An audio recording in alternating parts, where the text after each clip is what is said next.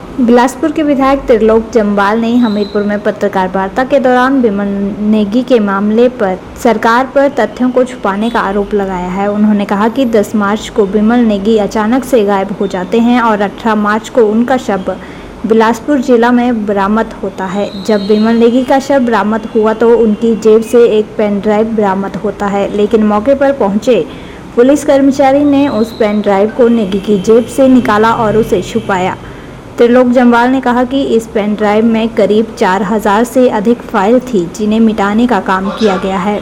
वहीं त्रिलोक जम्वाल ने कहा कि विमल नेगी के परिजनों को सरकार द्वारा की जा रही जांच मंजूर नहीं थी, जिसके तहत उन्होंने प्रदेश के हाई कोर्ट का दरवाजा खटखटाया और सीबीआई से मामले की जांच करने की मांग उठाई। इस मौके पर हमीरपुर सदर के विधायक आशीष शर्मा, जिला भाजपा मंडल अध्यक्ष श्रीराम सहित अन्य भाजपा पदाधिकारी और कार्यकर्ता मौजूद रहे। त्रिलोक जम्वाल ने बताया कि ऊना जिले के पेखुवाला में लग रहे पावर प्रोजेक्ट को लेकर भी सवालिया निशान खड़े किए गए हैं। उन्होंने कहा कि एडिशनल चीफ सेक्रेटरी ने हाई कोर्ट में एक हल्फनामा दायर किया है और जब उनकी डेड बॉडी रिकवर होती है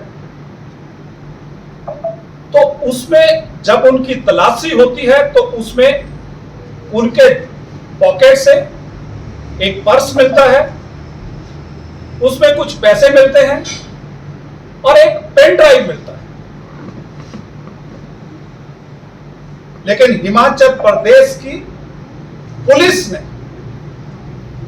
उस पेन ड्राइव को उजागर नहीं किया।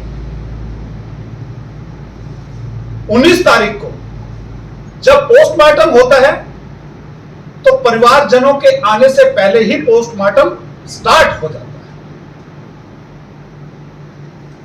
और इस घटनाक्रम की भारतीय जनता पार्टी ने, विधानसभा का सत्र चल रहा था, हमने विधानसभा के अंदर भी आवाज उठाई थी।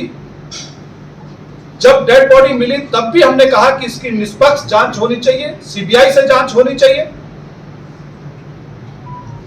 जब सब मिला, पोस्टमार्टम हुआ, परिवारजनों ने लिख के दिया कि ये लोग इन्वॉल्व हैं, ऐसा हमारी एप्रीहेंशन है। लेकिन वर्तमान प्रदेश सरकार ने उनकी एक नहीं सुनी। जब उनकी एक नहीं सुनी तो परिवारजनों को विवश होकर एचपीसीएल के ऑफिस के बाहर उनके सबको देर रात तक रखना पड़ा। अरे इस घटनाक्रम का पर्दा खुलता है। इस सारे घटनाक्रम में जो पावर प्रोजेक्ट्स में जो कई प्रकार के एलिगेशन जो लगे हैं, चाहे वो पेखुवाल का है, चाहे कोई और पावर प्रोजेक्ट। आप स्मरण कीजिए कि जब एडिशनल चीफ सेक्रेटरी को विधानसभा के अंदर माननीय मुख्यमंत्री ने जो वक्तव्य दिया था कि हम इनकी अध्यक्षता में कमेटी बना रहे हैं और 15 दिन के अंदर अंदर रिपोर्ट देंगे, जब उन्होंने सरकार को रिपोर्ट सौंपी, जब उन्होंने सरकार को रिपोर्ट सौंपी, जो सरकार ने कमेटी बनाई थी, उनकी रिपोर्ट को एक सिंपल प्रिंसिपल सेक्रेटरी ने वापस कर दिया कि आप इसको चेंज कीजिए।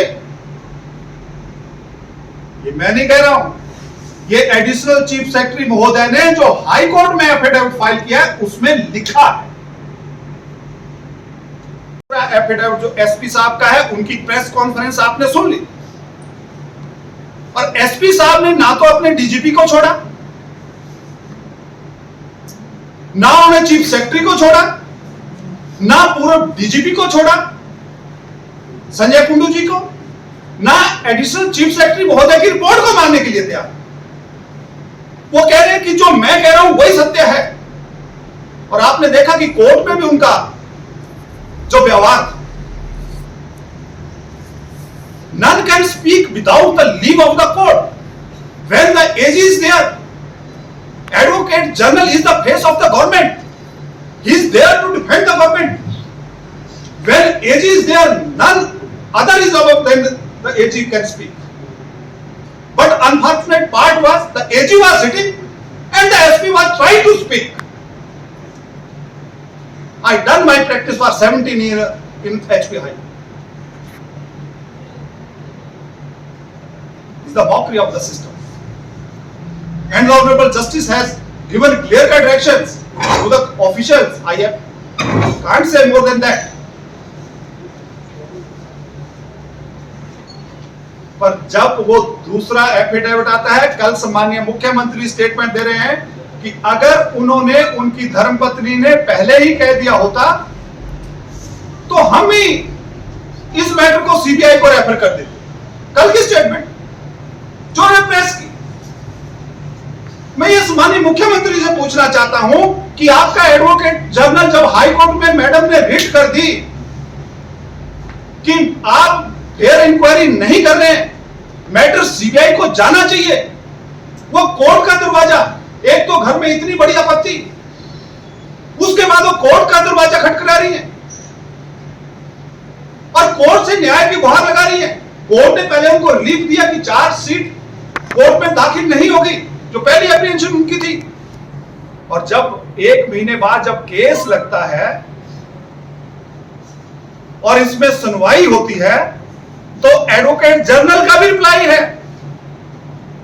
मैंने कहा कि वो फेस है गवर्नमेंट का। ही स्ट्रांगली अपोज, उन्हें स्ट्रांगली अपोज किया